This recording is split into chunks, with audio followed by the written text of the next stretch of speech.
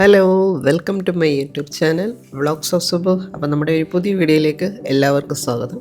ഇന്ന് നമ്മൾ ഉണ്ടാക്കാൻ പോകുന്നത് ഉണ്ണിയപ്പമാണ്. ഈ യോധയിൽ നമ്മുടെ ലാലേട്ടൻ പറയുന്ന പോലെ ഉണ്ണിയപ്പം അല്ലെങ്കിൽ സ്മോൾ അപ്പം.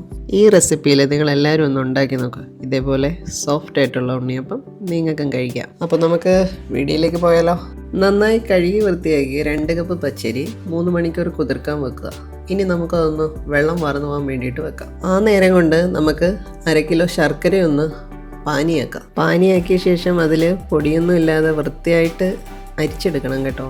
ഇനി നമുക്ക് മാവ് റെഡിയാക്കിയാലോ. അപ്പോൾ പച്ചരിയിലേക്ക് 2 തവി നമ്മൾ ശർക്കര പാനിയാക്കി വെച്ചത്, പിന്നെ അതിലേക്കൊരു 10 ഏലക്ക തോട് കളഞ്ഞത്, ഒരു 1/4 ടീസ്പൂൺ ഉപ്പ്, ഒരു 3 ടേബിൾ സ്പൂൺ മൈദ, ഒരു 1/4 ടീസ്പൂൺ ഈസ്റ്റ്, ഇനി ഒരു 4 ടേബിൾ സ്പൂൺ ചോറ്, ഇതിലേക്കൊരു 3 ടേബിൾ സ്പൂൺ തേങ്ങയും കൂടെ ചേർത്ത് നന്നായിട്ട് നമുക്കൊന്ന് അരച്ചെടുക്കാം.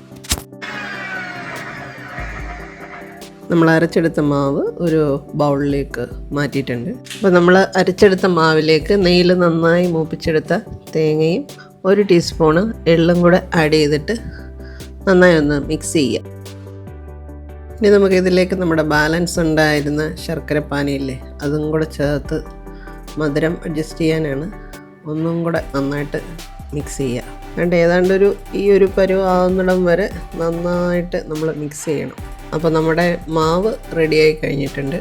ഇനി നമുക്ക് സ്റ്റൗ കത്തിച്ച് ഉണ്ണിയപ്പ ചട്ടി വെക്കാം.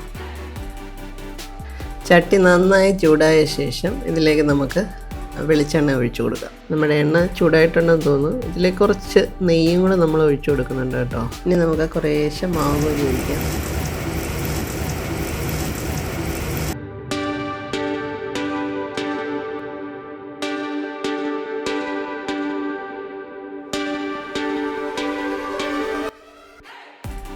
ഒരു മീഡിയം ഫ്ലെയിമിലിട്ട് വേണം ഇത് മുരിച്ചെടുക്കാൻ വേണ്ടിയിട്ട്. അപ്പം നമ്മുടെ ഉണ്ണിയപ്പത്തിൻ്റെ ഒരു സൈഡ് ഏതാണ്ട് നന്നായിട്ട് പൊങ്ങി വന്നിട്ടുണ്ട്.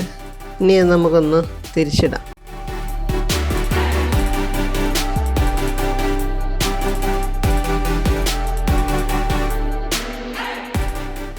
അപ്പം നമ്മുടെ ഉണ്ണിയപ്പം നന്നായി മുരിഞ്ഞിട്ടുണ്ട്. ഇനി നമുക്കിതൊന്ന് കോരി മാറ്റാം.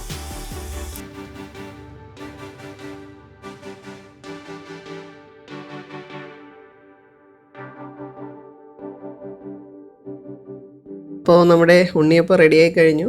അപ്പോൾ എല്ലാവരും ഇതൊന്ന് ട്രൈ ചെയ്യുക. അപ്പോൾ വീഡിയോ ഇഷ്ടമായെങ്കിൽ please like, subscribe and share. Thank you.